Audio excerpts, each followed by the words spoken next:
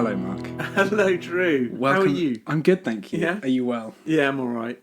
It's another week. Definitely another week has gone by since the last time we were here together. We spoke, yes. Yeah.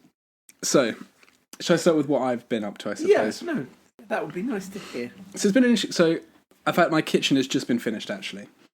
So, I've been spending a lot of time, more or less, putting everything back into my kitchen and rearranging my house. So, I haven't had as much time sorting out things as I wanted to. Like watching as much as I want to. You've got to do something that isn't... Yeah, I've got to do something. Fun. So, yeah. Well, maybe... It was fun, but it was distracting. I had to... It was fun. It looks really nice. I'm very happy. It was really calming, actually, to, like, put everything back and have space. Did it lead you to then have to go out and buy more stuff to fill that space? Only a little bit. Only a little bit of stuff. A little bit. So that wasn't too bad. No, it was good, though. So I realised my living room felt enormous again because it had the dining room table in it the whole time. So it's just like, oh my gosh. But no, it's all good. But it didn't get into much. What I did get into, so I played loads more Balatro, like we talked about last week, which is on my phone. I've been playing that crazy amounts. It's such a good game. It's one of those games where the more you play it, the more you see the little nuances of how you can build better like kind of strategies. So I've been doing way too much of that. What I have also been doing is one of those... Sorry, just to go back on that. Is it one of those ones that's very easy to pick up then? So yeah, if it's you've got super 5 easy. minutes, you could just... Yeah. You could, in like games save states, you can just like spend 5 minutes. Stay in the middle of a game. Yeah, you can just turn off and turn back on. It keeps going. Oh, so good. It's so good. But yeah, so I've also been listening to, because I've had time to listen. I've been listening to, do you know Laufey? Laufey. No. She's, I probably said the name wrong. That's going to be the thing. She's an artist. She does music. And she kind of does, I guess it's like kind of 1960s transatlantic kind of music. Do you know that kind of ballroom, transatlantic kind of stuff? No, this is not. You would have definitely heard her music. Okay. Good Kid did a cover of one of her songs from the start. She's really good. It's kind of jazzy, I guess you'd say. She's been popping up. She's been blowing up, as the kids would say on the gram, on the social media. Yeah, it's that kind of transatlantic kind of sound. I don't know how to describe it. It's like ballroom, a bit of jazz. Do you know the transatlantic accent? Do you know what that is? The transatlantic accent. Yes. So I think the history of it is it's an accent that came about when flying between New York and London became super common. Right. And so people would like summer in London and then winter in New York. And this accent kind of came about and it's called the transatlantic accent. Okay. I'm going to play one song just to get the feel for this. Okay. I guess we'll come back to after you've heard it a bit.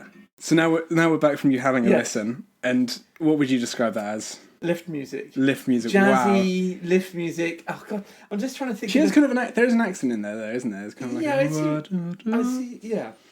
It's a kind of 19... Oh, God, what period of time is this? It's after 1920s, isn't it? Yeah. It's like 1930s, 40s, maybe? Probably even after that. Yeah, the I guess... 50s? There was a whole period in the 90s when there was a whole section of easy listening music that came out that was really popular. That kind of Mediterranean... I'm picturing the Americans in the Mediterranean driving sports cars down roads and with beautiful Mediterranean vistas and things like that. And, yeah. Okay, fair enough. Well, I guess it's been really good. I've really been enjoying it. I've really been enjoying it. It's done a lot for me. It's done work, as again the kids might say. So what else have I done? I have been looking into, and this is very dangerous. I've been looking into Magic: The Gathering. Oh dear. Have we spoken about Magic: The Gathering? I don't think we have on air, so to speak, with quotation on air. And again, another thing with massive following behind it. It's huge. Yes. So it's a card game where it's collector cards. It's very tangential to a lot of things I do in my life. Yeah. I'm sure you can imagine. What my fear has always been with it is that if you think Pokemon cards are expensive, Magic cards are expensive. Magic cards are very expensive. Like a booster pack of 10, if you go for a collector pack, is like 20 quid a pack.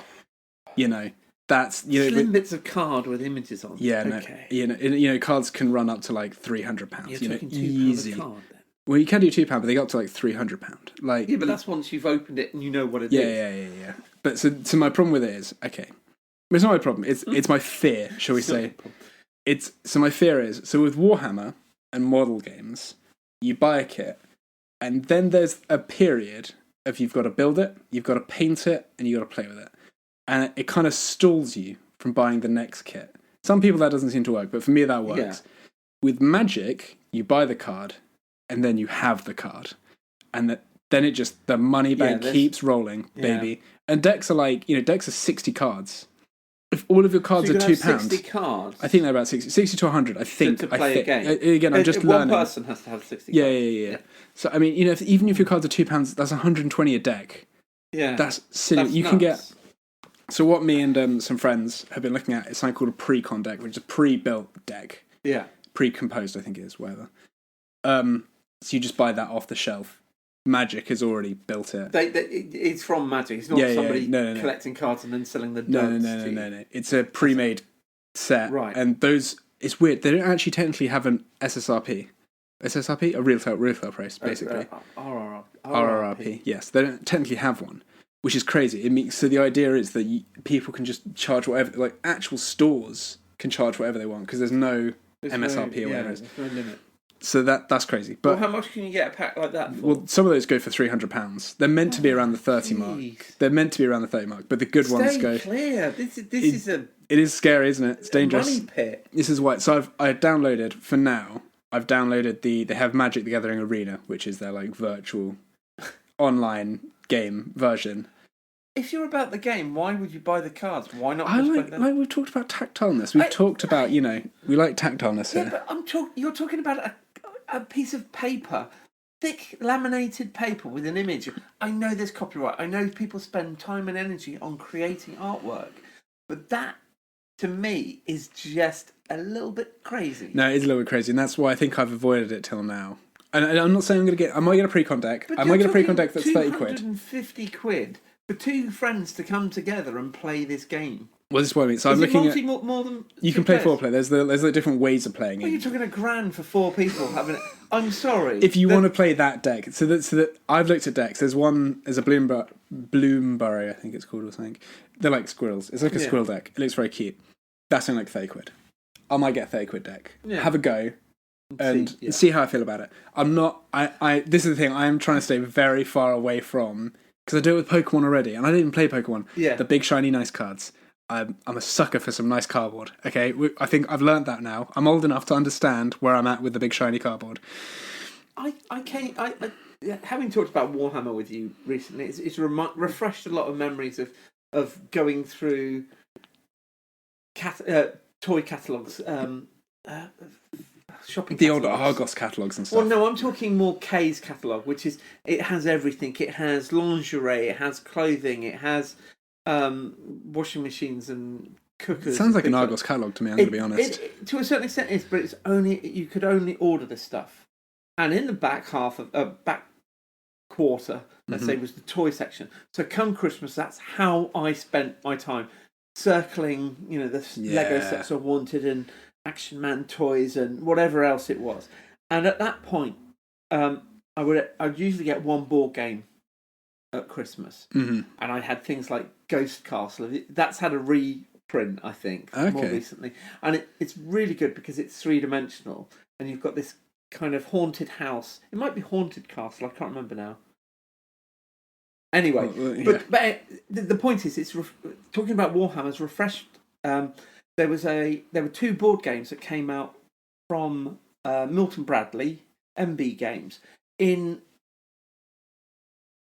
partnership with Games Workshop in the early days. Okay.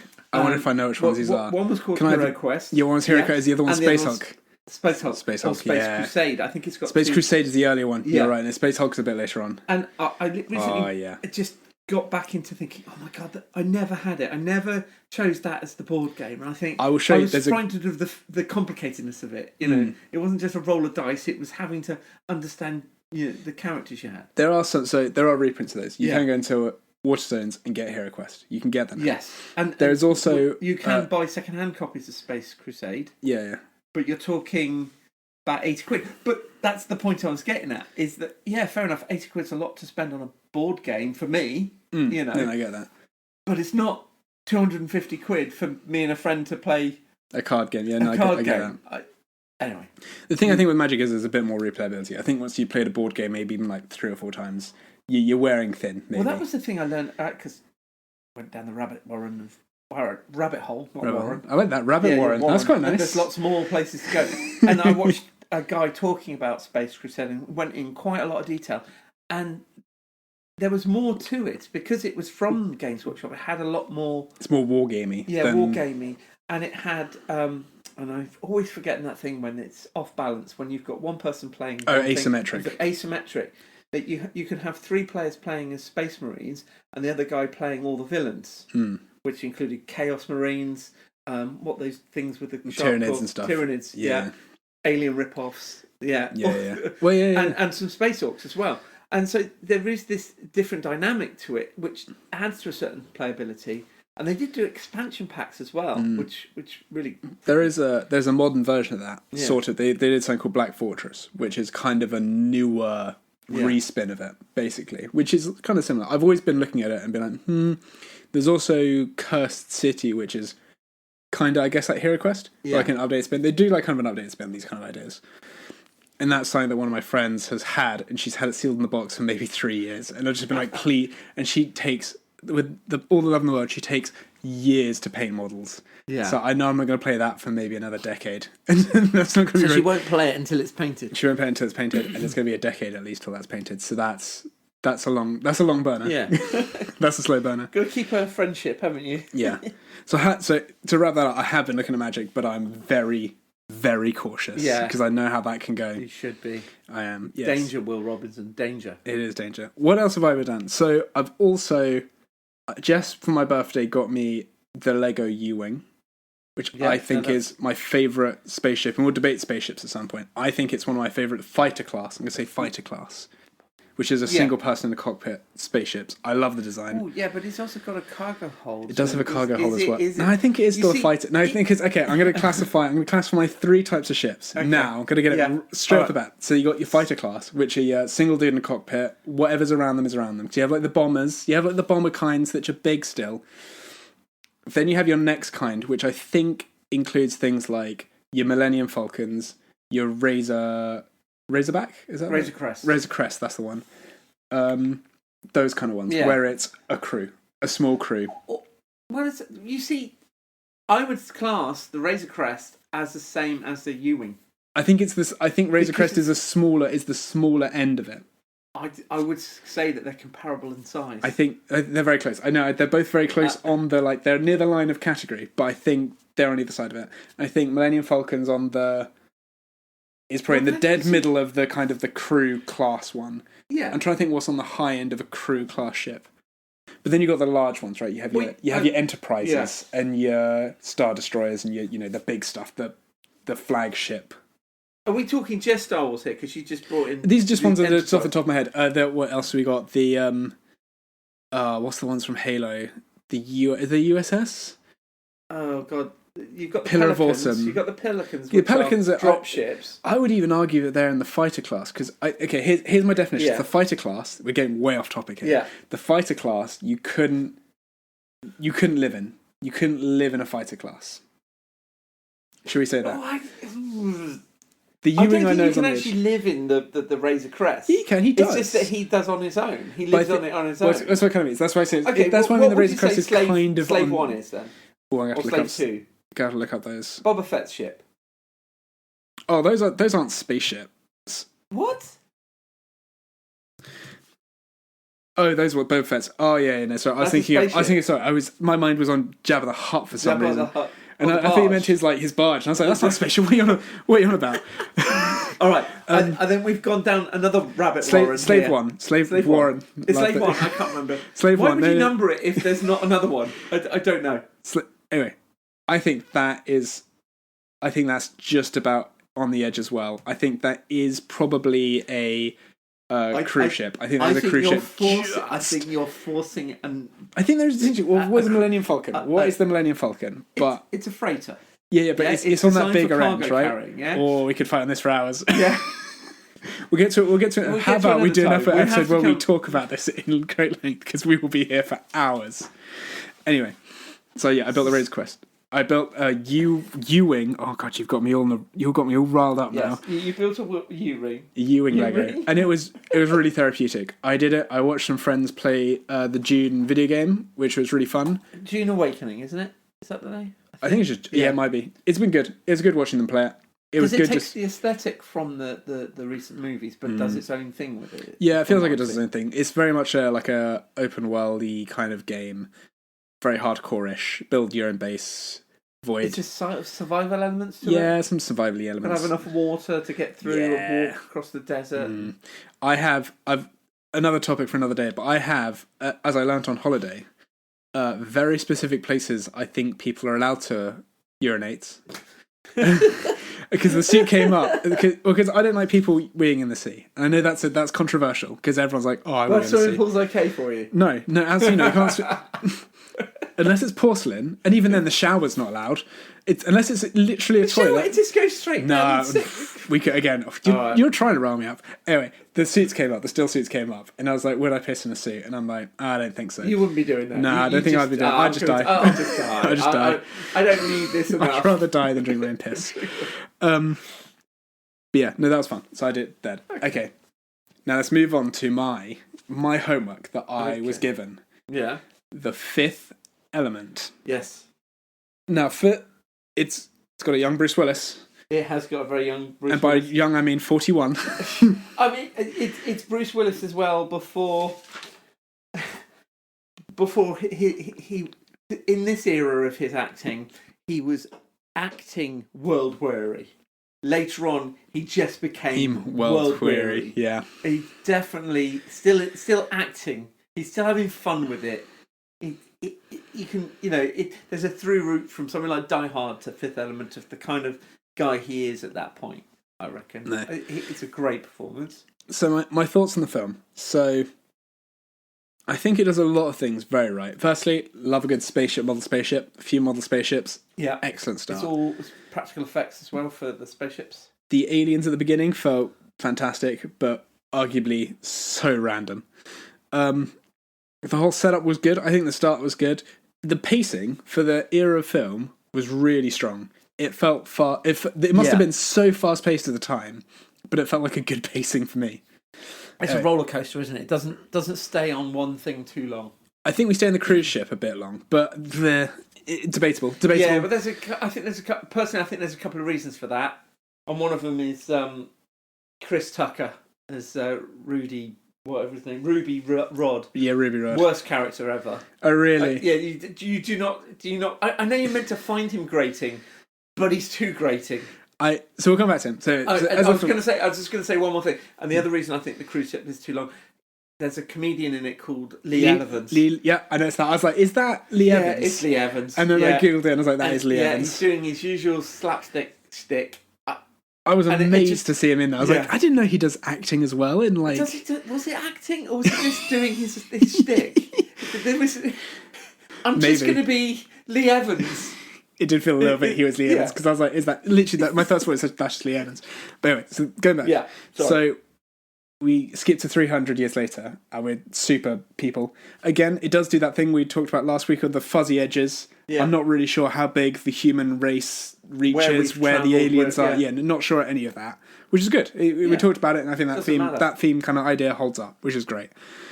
The aliens come back, but they've kept the secret for 300 years that they have the super weapon. Yeah. But everyone knows, but the government. For some reason. People that need to not know. Need to know, don't know. And this one priest dude knows.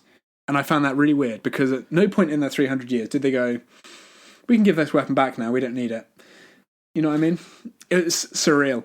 Anyway, so they, and the pirate thing, I like the pirates. They were pretty cool in terms of they were aliens. Dog ear things, kind of gruff. Kind of orcs. Kind of orcs, yeah. I thought about that. Yeah, and then we get to the Fifth Element. I've forgotten her name. Mila. Oh, her character? It was character. Her actress is Mila Jovovich. It's Lilu. Lilu, that's it. They Lilu. say that name enough times. Oh god, I'm so bad with names. Lilu. If we haven't figured that out by now, well, I can't help you.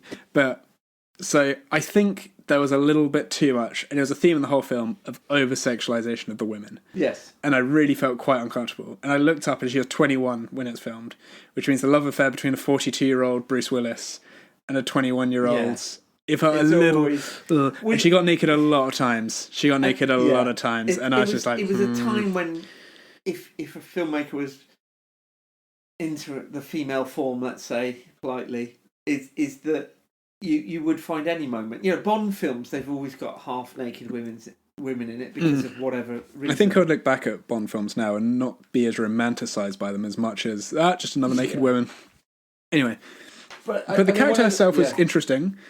Bruce Willis was as his. I really like the dude with the head, the helmet that was the image of the. It made no sense that being in the film. For it really. The only thing it maybe said is that Bruce Willis is a hard guy, right? Yeah. He doesn't, guns in his face. He doesn't care. That's the only reason I could think that scene was in there. Otherwise, it's so random. What I want to know is, how did the guy take the picture? Technically, he would have needed to be in Bruce Willis's flat to be able to take that angle. It's just so, and it's great. You don't even think about it. It's just so stupid, isn't it? Yeah. It's really good. So yeah, that happens, and then Bruce Willis is a taxi driver, but he's like a veteran. It's like a veteran gone hard times or whatever. Secret Service. Not Secret Service. It's his military. So whatever. And then we proceed through the film. He's got to get the fifth element, which is the lady, and all the other stones, and blah blah blah. You got to do all the things. You have the villain, who. He's got these scars, and again, fuzzy edges. He's got this. He's clearly war damaged from something. Don't know what it is. But there we are. He's the evil guy because he's got deformations. So you're destined to be evil. Mum and Dad called you Zorg. Yeah, that's true. I'm going to have to be evil. He had a southern accent, an American southern accent. Yeah, that was fine. It just added. It's Gary Oldman.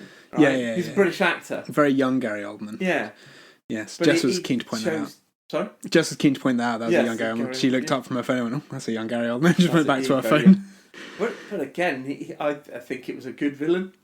Yeah, I think it was alright. I think he was alright. He had motivation. He did. I think those tropes have been better because he was kind of being like, "Oh, I'm disappointed," and a very, he's trying not to be ragey, just kind of that kind of very cold, calculating killer kind of guy, right? Yeah. I think that trope has been done better in other films, but it was fine. He had the elephant thing, right?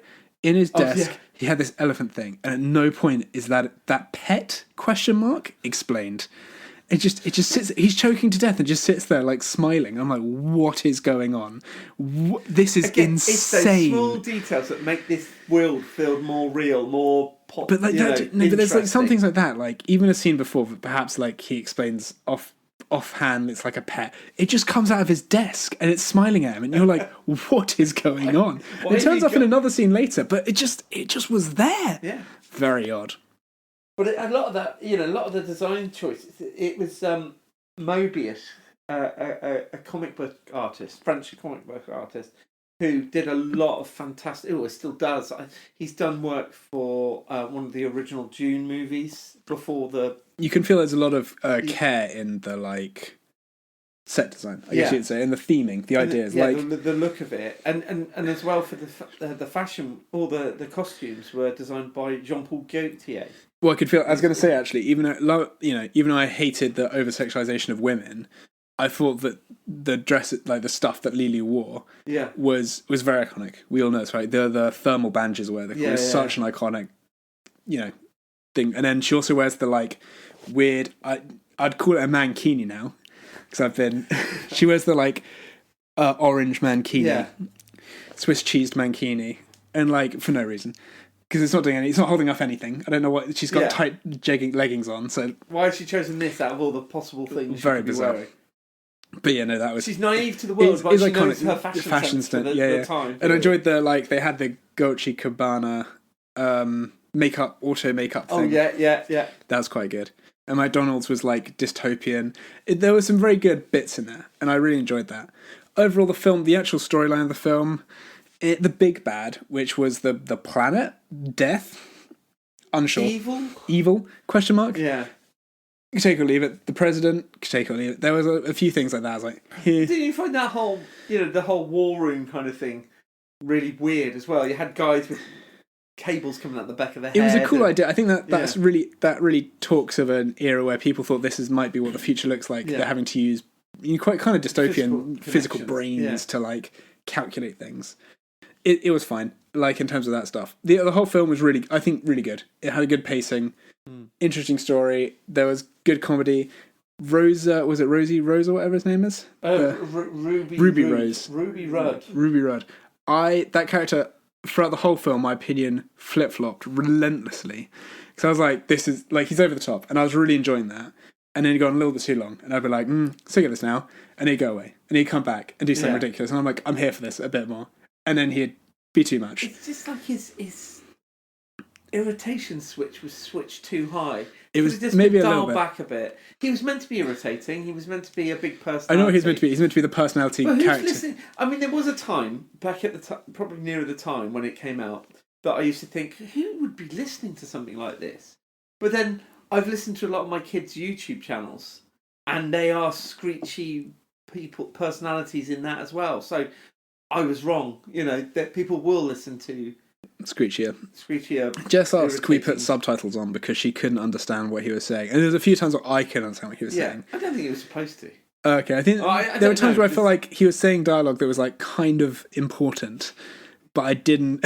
You didn't get it. Didn't get it. But yeah, overall, I think the film was good. I liked it. I wouldn't say I loved it. I think I said that about the Deckard Cain film, the Blade Runner. I think I said the same about Blade Runner. It was good. It was good though. The pacing was a lot better. It felt like it was a little less dramatic than Blade Runner, perhaps, but more like just trying to be more like of a good film. Where Blade Runner was trying to be more. Blade Runner felt more art PC. You know what I mean? Like it felt like it was trying to be big statements about how things might be and blah blah blah. So yeah, that's my review of Your Homework. Thank you for saying it. It was good to watch. No, I enjoyed that film. I think Pete from Work did say it was, I think, one of his favourite films. Yeah. So, it speaks to people, I suppose. I think so. How has your week been then, Mark? Well, it has been a fun week. Me and my lovely wife, we sat down and watched a film that I'd never seen before and I wasn't aware of. It was called Hot Pursuit. It's a romantic comedy. Mm-hmm. No, it's not even a romantic comedy. It's just a comedy. Sorry, my instinct is if I'm watching a film, this kind of film with my wife, it's going to be a romantic comedy. But it was a comedy. A 2015 film by chance? Yes, that's right. Just googling it now. Okay. Yeah, and it's Reese Witherspoon and Sofia Vergara, the lady from Modern Families. Yes, and Reese Witherspoon from what's a big one for her? Legally Blonde. Mm-hmm. So I'm aware of Reese Witherspoon more, and she plays a kind of intense police officer. She's a try-hard. She's really... You can see that, even just looking at it, you can tell she's try-hard. She's got... It's classic because they have the bangs and the ponytail, and then the wild character has her hair down. It's all on the poster, blah, but you can feel it just by looking at the poster, yeah. And Sofia Vergara, she plays a drug cartel member's wife. And her and her husband are about to testify against the lead cartel boss. And Reese Witherspoon is dragged along by a local cop to basically bring them in safely. And when they go and pick them up, a couple of different groups sort of start a shootout trying to kill them. And they successfully kill the husband and the other cop, the more senior cop. And it's left to Reese and Sophia to bond together and try and get to the courtroom where they're going to testify. But it turns out, dun dun dun, that some of the cops at her station are working for the mob, or the cartel, should I say? Yeah. And so they come to bring her in safely, and she realises, they're not doing what they said. They're going to kill us. So they have to go on the run, and as you can imagine, hilarity ensues, and they get involved in all kinds of things. And there's a clash of personalities between the police officer and the cartel wife, but they somehow get together and they somehow find common ground and blah blah blah. Yeah, and it's one of those films right at the end. There's a big reveal that the bigger police boss is also in on it, and you're like, oh god. But hey, what, an hour and a half of television? I enjoyed it. I had a good giggle. Sounds like some good light-hearted entertainment. Yeah, light-hearted entertainment. If you're looking for something like that, perfect. I mean, it's not the sort of thing that's going to win any Oscars. Considering it's from 2015, I'm assuming it didn't. No, I'm sure it didn't. It looks like a straight-to-DVD almost. I'm sure it didn't run at the cinema at some point. Yeah. It's harmless. It's on Netflix. No, what was it? Yeah, it was on Netflix, so it was free. It was free. Well, apart from the fact that big shrug on that. Yeah. What else did I get out to? We went to see the women's rugby.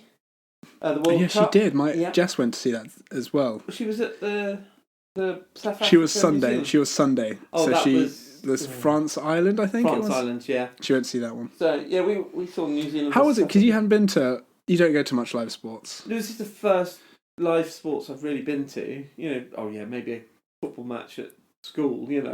That's not the same thing. But this is the first time I've been inside Sandy Park, our local rugby stadium. Mm-hmm. So it was a new experience on that front. Just getting used to the build up and getting lots of food and then eating more food. And I had my young children with me, so they were constantly nagging for the next thing. And then halfway through the match, they were wanting to go home. Mm. That was a little bit of a struggle, but overall, I enjoyed it. I think in terms of my memory of rugby as a game, I've got some partial remembrance of rules and stuff. But there was a lot of stuff like why a penalty is given. I'm not quite certain why a scrum is started anymore. No, I'm not sure why scrums are started, actually. And then there's bits in it where they end up on the floor. One of the teams, the controlling team, has the ball. They just hold it there, and then they're not allowed to come. The other opposing team aren't allowed to come round and grab it. And there's all these kind of rules. I agree. But then there are some circumstances when they can grab the ball. I just couldn't work out the defining difference. Yes, I know what you mean. It was quite frustrating on that front, and it was made harder by the fact that watching it live, it's at the other end of the pitch. We were at one end, so when it went the other way, you couldn't see what was going on. I think I was saying when I went, I was surprised it's just not commentary, right? Yeah. You're so used to commentary on things, especially on the TV, there's just no commentary, so you're like, no idea. Why can't they had announcements throughout. Why couldn't there just be somebody... Probably distract the players if there's just constant commentary on what they're doing. Oh, she could have done better at that. Yeah, just looking up. Looking around going, what? feeling very personally hard aggrieved. done by. Mm. But yeah, it was good. And we also sat and watched England versus France. It happened to be on the television while we were out and about. And yeah, we ended up sitting and watching it. And again, it gave us more opportunity to work out the rules than before. I feel like when we talk about sports, and I'm sure this is very testing of our characters, is we always, I feel like we're outside observers on a different culture. Do you know what I mean? Yeah, I definitely feel that. Yeah. I definitely feel like I'm participating in a culture I am not in. Yeah. And I feel very novel I'm like, look at me doing the lad thing. I could be on a Pacific island watching a native local dance or something like that, historic dance. Cultural significance is important, but I have no idea of why something's happening. And it's exactly the same for going to watch the rugby. It was like, why is this happening at this point? Why is everybody go? Why are we all hanging around? Yeah. Why did we get here so early? Yeah. No, there's a lot of that. I agree. There's a lot of that. But yeah, that's good. Yeah, it's good. And then the last thing was my homework from you, which was to watch When Marnie Was There, a 2014 Studio Ghibli film. Yes, I have been hot in anticipation of your thoughts on this. I don't mind either way because I'm glad you've watched it. Yeah. Directed and co-written by Hiromasa Yombayashi and based on a 1967 novel by the same name by Joan G. Robinson. Yeah, it's based on a book. Yeah. Yeah. Yeah. overall, I enjoyed myself. I would say it's a quieter, more reflective film than a lot of the ones that I have watched that I have enjoyed. It's less extravagant, by a long stretch. It lacks the awe that I feel in a lot of their films.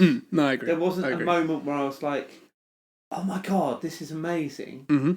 But I think that was its point. I think it was trying to get the story across, the relationship that the main girl Anna had with those people around her, and where she was finding her place in the world, I suppose. Yes. You know, just to give a basic synopsis, Anna lives with her foster mother, auntie in. I think it's in Tokyo. It's a big city. Big city. I don't think it was. And she suffers from asthma. I think it was asthma. Or she's illness from the smog, I think it's basically. Her doctor recommends that she goes to the countryside to live. And it happens that she's got some... The foster mother has some relatives in what is Japanese version of Norfolk, it turns out. And she goes to live there. And during her time there, she's very sad and spends a lot of time on her own. And during that time, she becomes fascinated with the manor house, like a manor house. Yeah, the manor house on the marsh. And then she starts to meet this girl called Marnie, and they very quickly become very close. But the interactions with each other with Marnie are very limited and a little bit surreal. You know, they are surreal. Never quite. You don't know if it's something that's really happening or it's in her head or not. Yeah, it's kept very, very well kept ambiguous. Yes. You know what I mean? Yeah. There's never a point with anybody that you know are from the real world interact. But equally, it doesn't feel like they're distinct. I don't know if that makes sense. It does it really well, I found. Yeah, and overall, that I'm not going to go into too much of the mystery because I think that would ruin it for anybody that did want to see it. I think that there is a twist at the end. There was not a twist, but there's a reveal perhaps. The story concludes in a way. Yeah, and I would say that is really well done. And at the end, there was a moment when I welled up. It's good. It makes me go every time. Every single time. You know the one I mean? I don't know which scene you mean specifically, but I mean just knowing the end bit of the story. Don't spoil it for them. I need to share it with you. Tom, I'm going to share it with Drew now. Can you edit this out, please? It's the bit where... Well, so you can come back in now, Tom. I don't want to spoil it. I hope you've not been spoiled as well, Tom, because that's... I'm really sorry if you were meaning to watch it. He can always pause it for himself and watch it. Yes, don't listen. It's on Netflix, Tom. You can watch this now. And then come back to it. So I need to tell you this before this part, because I've already given away the twist. Sorry, Tom. This is ridiculous. Oh, good luck, Tom. Oh my god, this is going to be the hardest episode to edit. Anyway. I'm sorry. Anyway. Yeah, so overall, I really enjoyed it. It's not going to be my favourite Studio Ghibli film. No, I don't expect it's got more, scope, more vista, more, I think that was the point of this. This was a low-key story. And it does it really well. It does it really well. And everything... classic Studio Ghibli. Oh, it looks phenomenal. Yeah. She goes to the countryside, and I think there's pauses. There's pauses, and there's just the wind blowing through a room, and you're like, I just want to be there. Oh, that room was lovely. I love the fact they had birch tree, a 4-poster bed with birch trees. Oh, look gorgeous. How do you keep that fresh? That's going to rot, surely. But it's the magic. It's the magic, right? They can make it. But then there was there was one scene where she's running down a hill, and you've got that normal. I don't know what it's called when you have several layers of illustrations moving separately to give that illusion of parallax depth. effect, basically. But then there was, as well as the diagonal down, there was another several layers of the level marshland behind. Blew my mind. They must have used computers. They do sometimes, and some of the later films there's a bit more. Yeah, especially if you've got a scene where they animate. There was a boat being animated. Things rotating. I can't tell. So I think they have used in some films some CGI kind of things, but I'm not sure on all of them. Especially how extensive. Stuff, it wouldn't have existed. Yeah, it would have existed. Actually, there's a famous scene, I forget which film it is, and it took like 3 months to animate this like 5-second clip. Yeah. So there's like 50 people doing things in the scene. It's insane. But I'm glad you like it. I think it speaks to that character. I think we spoke very early in one of the episodes where I said I like things that I can enjoy because they're personal to me, and it's like not as many people know about, and that makes it more special. Pardon? No, I'm not a foster child. As far as I'm aware. Oh, God. Oh, no. Now, Mark, if you'd like to indulge me. Okay. For my audio essay. We've gone up a level. No. For my audio essay, I've actually written a piece because I wanted to really do it justice. Okay. And Tom, if this is... producer Tom, if this is terrible, you can just cut it. But I'm just going to go through... I'm going to read it through and then we can discuss what I've said. So, Studio Ghibli, an animation studio based in Korigane, Tokyo, founded in the mid-1985s by director Hayao Miyazaki and Isao Takahita, along with producer Toshio Suzuki. But the story of the studio really starts before then with Hayao Miyazaki. Born in 1941 in Tokyo, Miyazaki expressed an interest in manga, a style of visual novel in Japanese. Do you know manga? Yes. Manga iko. And animation at an early age. Working at different studios on a variety of animations, climbing the ranks, and eventually coming to direct features, such as Sherlock Hound, 1984 to 1985. Eventually, Miyazaki began to write and illustrate the manga Noisuke of the Valley of the Wind, which was from 1982 to 1994. So it's fairly long running. Yeah. Eventually, directing the 1984 film adaptation, which is Noisuke Valley of the Wind. Do you know that one? Yes, I it's one I started watching. Because that's not a Studio Ghibli film. It's not originally. So sorry. It was produced by Topcraft, a company which was later acquired by Studio Ghibli, which is marked as kind of an official Studio Ghibli film. But did you know there's really famous voice actors in it? So it has Patrick Stewart and it has Mark Hamill in it. Wow. Which is quite surprising for a very first... Go back to that, yeah. Because I remember watching it and being like, these voices are all so familiar. Yeah. So some pretty famous from the off, right? Anyway, from there, the studio went on to produce Laputa, Castle in the Sky, My Neighbor Totoro, the film that produced the now famous logo for Studio Ghibli, Kiki's Delivery Service, Porco Rosso, one of the only films I haven't seen of Studio Ghibli, which were all met with various levels of critical and commercial success. It was in 1997, however, when Princess Mononoke was released, and was the first animated film to win the Japanese Academy Film Prize for Picture of the Year. Wow. Have you seen Princess Mononoke? I have seen it. Very good. Yeah, very good. It's my brother-in-law, or will be brother-in-law's favourite film. This was then followed by Spirited Away, arguably the studio's most famous and well-known film, winning the Academy Award for Best Animated Feature, and is ranked within the best films of all times by many critics. And I'd say it is one of the best films, if not arguably just so iconic in so many ways. Yeah, definitely. Studio Ghibli and indeed Miyazaki's stories are characterised by their commentary on nature and the relationship that humans and civilizations have with it. This is seen most notably in Princess Mononoke, but can be seen in Totoro, Ponyo, and others. Another notable characteristic is that many of the features include young female protagonists, which are never sexualized, struggling through adversity. This theme has been widely praised as presenting role models to young women. Some but not all are also characterized by a lack of direct conflict, with protagonists finding challenge and adversity with situations or the situation around them or the world itself.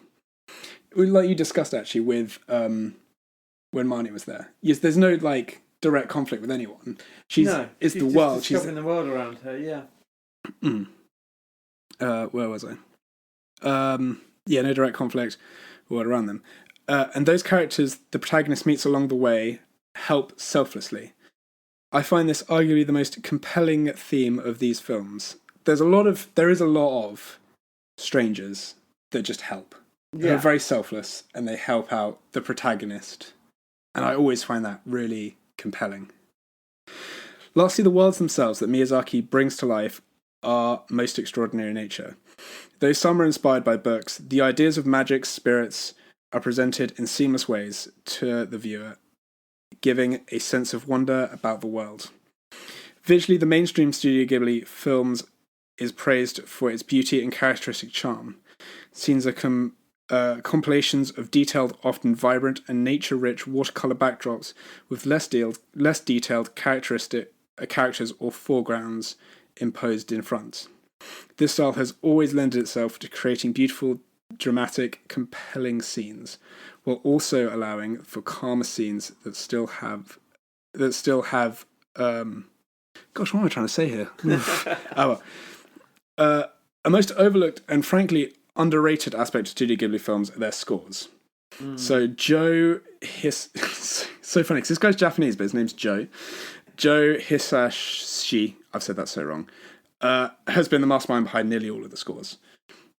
With most iconic films, whether it's the upbeat charm of My Neighbor Totoro or the dramatic and dark ambience of Princess Mononoke, with one notable personal standout for me being The Merry-Go-Round of Life from Howl's Moving Castle. I'd say that one always gives me goosebumps, basically, whenever I hear it. To conclude this kind of rambling essay, perhaps, I think it's worth pointing out that Studio Ghibli and its features have been of great cultural significance. Whether it's exposing young women to great role models, highlighting humanity's conflicting relationship with nature, bringing lesser-known stories to life, or just creating award-winning, beautiful, fantastical, magical worlds, I think we'd all be worse off without Studio Ghibli. So yeah, I wanted to do it justice, the whole talking about it, and I wanted to get all the facts things. So I wrote it down in this kind of... just to make sure you capture everything. Just get all the things, yeah. Would you agree with that kind of stuff? Yeah, absolutely. I mean, my first memory of a Studio Ghibli was La Puta. La Puta, yeah, Castle in the Sky. Castle in the Sky, and feeling a bit confused because this is, I'd come across at that time anime. It was early days for anime coming across to the UK. My first introduction to it was through Akira and Fist of the North Star. They were on the manga label. Okay, yeah. And I remember watching them with friends because they introduced me to it. And I remember being blown away with the animation, like nothing else before, doing things that Western animation hadn't done. You just hadn't done, Western animation just doesn't do this kind of things. So. And then, one, I'm going to say Sunday afternoon, I was at home for Christmas and there was this animated film on and I started watching it. I probably missed the first 5-10 minutes at that point and I was enthralled to the point where I was called for dinner and I was like, do you mind, I think I must have been like somewhere between 17 and 19 kind of age, and an older teen, and just wanting to sit and watch it because it was just so captivating. It was slower than what I was. A lot of children's cartoons just snap, snap, snap, and this was slow and it was beautiful. And then it went. Then the pirates came. Yeah. And the next thing, these wonderful flying scenes. The flying machines in all the films are just the designs they're of them are crazy. They're beautiful things. Yeah, and I just got sucked in. And after that, I came across in my time bits and pieces over the years because it wasn't easy to find these things. Yeah, I got agree. To see Kiki's delivery service, service, which is it's a great example of actually two things that I'd like, the themes I'd point out. Firstly, they're always, well, not always, but there's a theme of young women protagonists, but I really like how it's never like sexualized. It's never kind of, they're just young women trying to just deal with whatever life. It is in their life, rather than it being she's got to have a romantic story. She's got to meet a boy. No, absolutely. And I really like that. I just think about that. Always speaks to me as like It's just so important. I don't know. It's something about that important. And Kiki, you know, she's moved to a new town and she just wants to set up. She's a witch that just wants to set up a delivery service. Yeah, although I do think there is actually a romantic relationship in that one. There is one, but like it's not the big thing. It's not the main thing. Yeah, it's not the main thing. But and then I think in that time it was also Princess Mononoke, which was, you know, it had more of a conflict in it than a lot of other ones. Yeah, that's what I said. That's one of the big ones. Nature versus industry. It was quite, you know, quite an important theme. I think it is an important thing. I think that's why it's so big. Is it was one of the first ones. It's a big draw on the nature versus, you know, the industry. And in Totoro, there's a whole thing of like, the spirits have gone away because we don't talk to spirits anymore because, you know, we're now civilized and we don't do the spirit thing anymore. And I think there's kind of a, you know, they turn up for kids because kids aren't like, you know, destroyed by society or whatever. So, yeah, you know, I think those themes run through all of them. And it's that strange thing that the film that brought Studio Ghibli mostly to the mainstream, I find, I love it, don't get me wrong, but it's one of the strangest films. Yeah, no, it's so strange. It's I'm assuming it's deeply, you know, embedded into Japanese culture, but they're, you know, everyday mythology and ideas and legends and characters and stuff, which I don't, you know, that aren't in the Western consciousness. I was wondering, because I watched it first when I was quite young, and I wonder if it's because it might, like, your mind kind of closes off a bit more when you get older. So when I watched it as a kid, I just accepted everything, right, that happened on the screen. I was like, that's just how that is. And then later in life, in my probably early 20s, I got a few friends to watch it, and they were like, I don't get anything that's going on. And I do wonder if it's because when I first watched some of these films, I was so young and impressionable, I could watch it and just absorb it, and that's just how it was. You know, you just got to, a lot of these films, you just got to accept, that's how magic works, or like that's how these people go about life. I was in my early 20s when I first saw it, and I loved it. But again, I'd come across Studio Ghibli, I've come across the language that they were using. But it is interesting, I haven't watched more of the recent stuff. I think the last thing I saw, I can't remember what came after that. You had Ponyo. I never watched that one. What else have there been? There was Tales of Earthsea, which is a bit of a flop. There was Arietta. That's another one. That's Borrower's vibe. Yeah. That's really good. It's again another massively underrated one for some reason. It's in the same. Tales of Earthsea any good? Because it's directed by his kid. People say it's not very good. Yeah. I didn't really get it.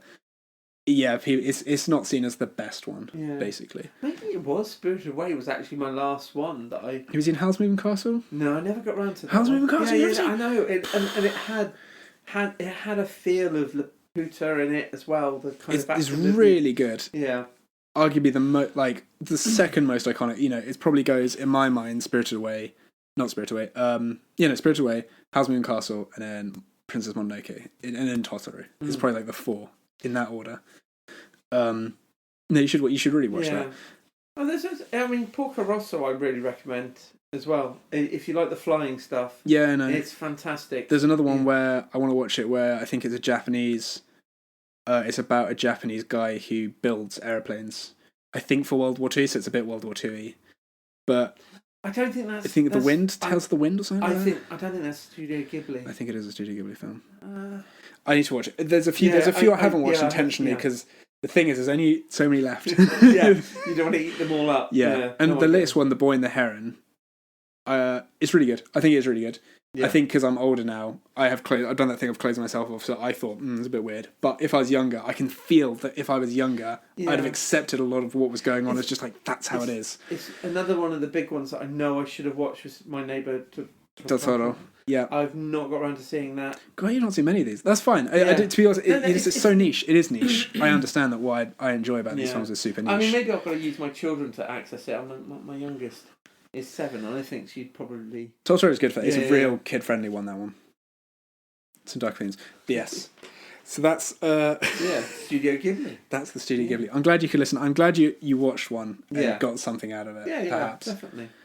Yeah. So... should we go on to next week, I suppose? We're already there. Well, it'll be a shorter episode this week, but that's fine. Something more detailed.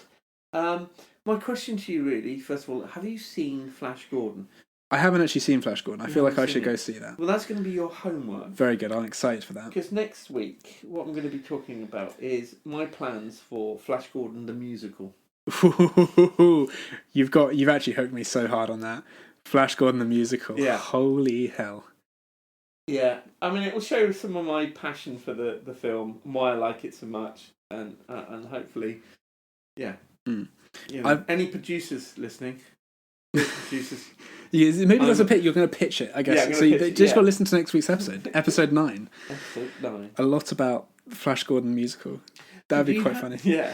Do you have any homework for me? Do I have any homework for you? Oh, you did. You mentioned something, which I actually started watching a little bit earlier on. Which was... Oh my goodness, what did I'm forgetting already. You've forgotten already? Because it was hard because of the name of it. Wasn't what you remember? Behind the Curve. Behind the Curve, yes. Oh yeah, no, that'll be your homework. Absolutely, that is... For those who don't know... I started watching it already. It's a documentary about flat earthers. In fact, we came for work and I said you should watch it. Because when it came out, I think it came out probably like 5-6 years ago now. It took Storm on Netflix. It was huge, and I remember watching 2019, it. 2006 years ago. Yeah, it came out on Storm, and everyone watched it. I remember discussing it lots with people, and it's a really, really good documentary. Yeah. I think actually, in some regards, it kind of explains a lot about where we are as a society right now. I think it has a lot of themes that have just been amplified over time that we still have today. So it's a really good watch. Yeah, I look forward to that. Again, I've watched about 10 minutes. I'm loving this. Yeah. No, you're going to watch it and you're going to come back with some thoughts. I'm going to have to watch it again just to refresh myself. But yes. And then, so just so you know, after episode 9, it's episode 10, which is our 1,000-year-old vampire extraordinaire, because we've hit 10 episodes. Yeah. That will be a bit of a different format to our normal episodes, which I'm very excited for. But until next time, Mark. Goodbye. Toodle pip, everybody.